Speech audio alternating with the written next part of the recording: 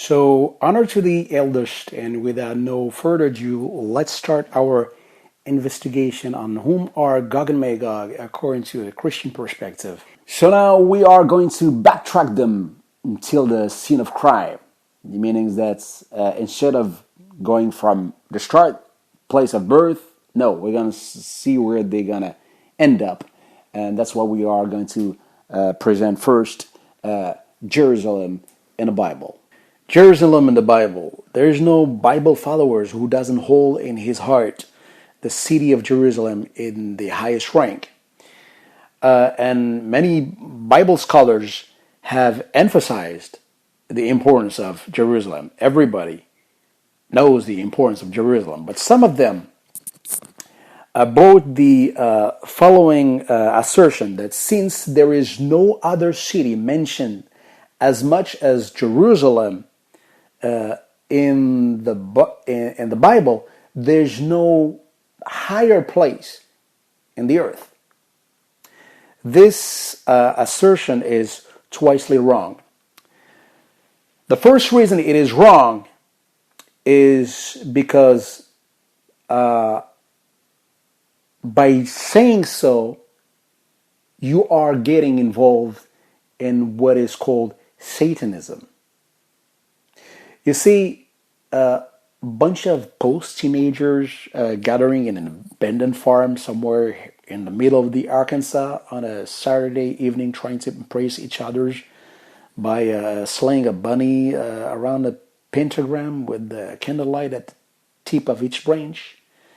This is not Satanism. What are they doing then?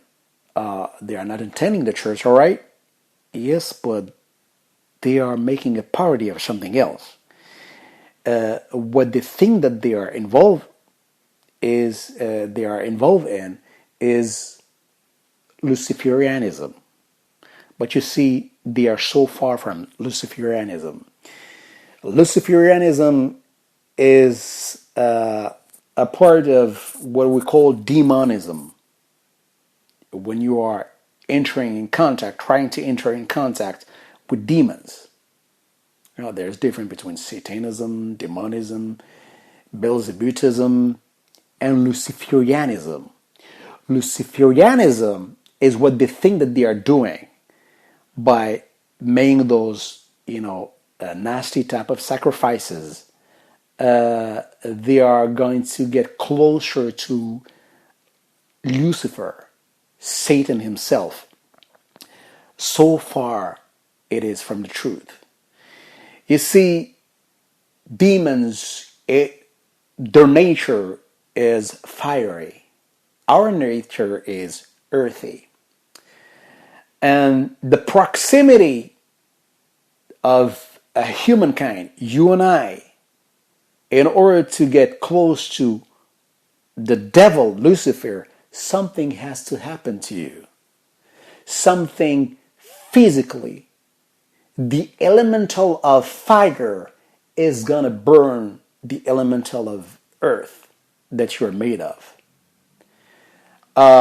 Maybe it's not going to appear into your in the appearance. It's not to appear in your face, but in your body, surely is going to damage you.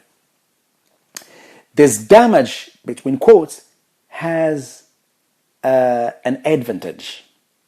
Well, first of all, when you attempt to make what is called, what usually is referred to, the pact with the devil, you know that by selling your soul to the devil, after life, this short life on earth, you're doomed.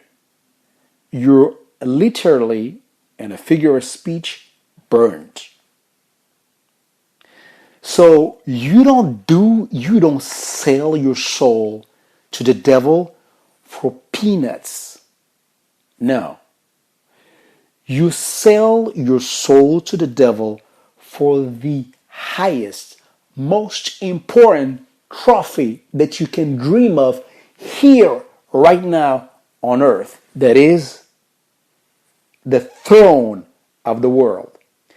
And I advise anybody who is involved in reading any holy scriptures, the Veda, the Bible, the Quran, if you don't read those scriptures within filigrane the theme of the kingdom of the world and the king of the world, you may pass upon a whole subject that is the hardcore of the beginning, the epic of humanity. The whole deal of humanity turned around that axe. Who is going to sit on that throne?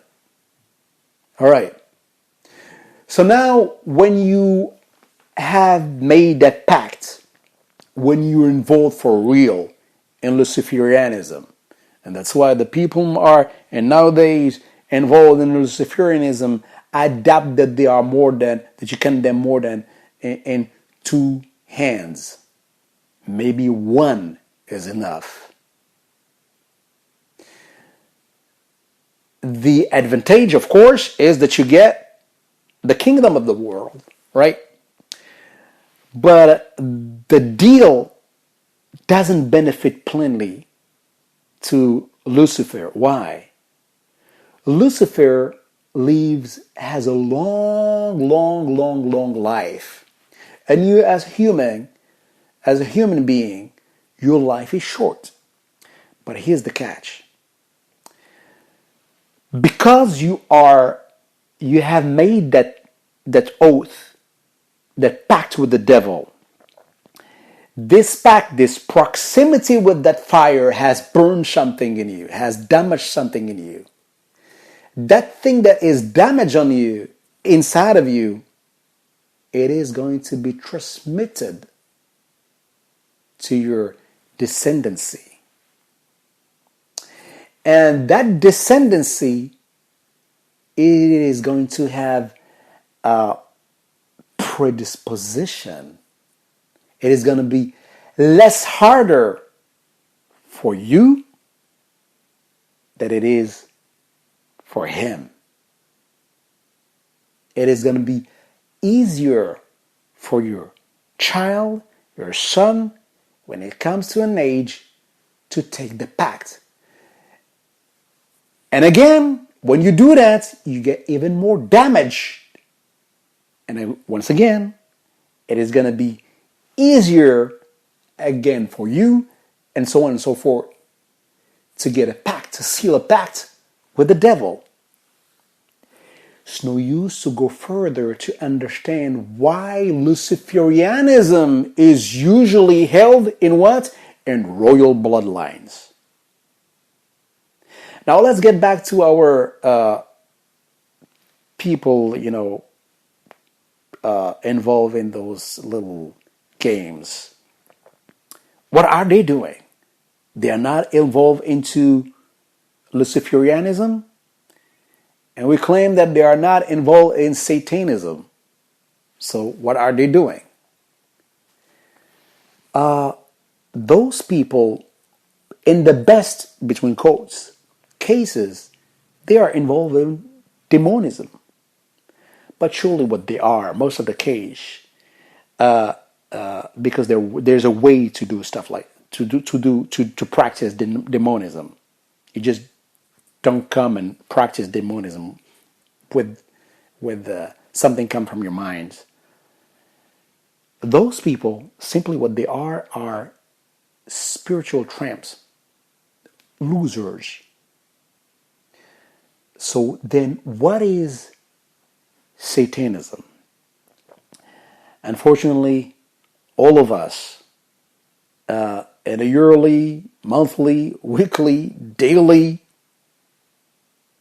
are involved in Satanism, because the real Satanism is confusion. You are confused between right and wrong. And one of the most biased confusion, meaning Satanism, is to be misguided between quantity, the realm of quantity and the realm of quantity. Quality and quantity, they don't match. A ton of rocks, you don't match it with even a kilo of gold.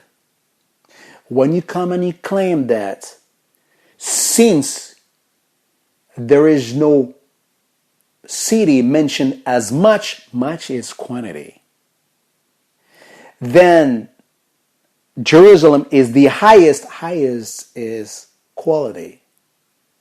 You're making a confusion right there. You are involved without knowing it, of course. And that's the whole purpose of Satanism.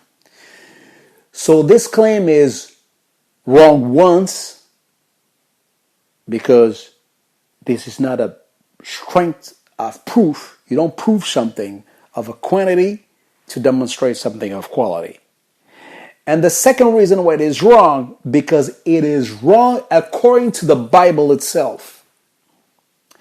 You see, those people, those scholars who are counting how many times they are so eager to put on charts on the city of Jerusalem that they have put into account a place that is not Jerusalem. It is Salem. And they are claiming, yes, Salem is not exactly Jerusalem, but Salem is the old name of Jerusalem. No, wrong. The old name of Jerusalem is Jebus. Salem is a whole other place. And it is actually Salem, for sure, indeed, that is going to give us the rank, the hierarchy, the highness of Jerusalem on earth. And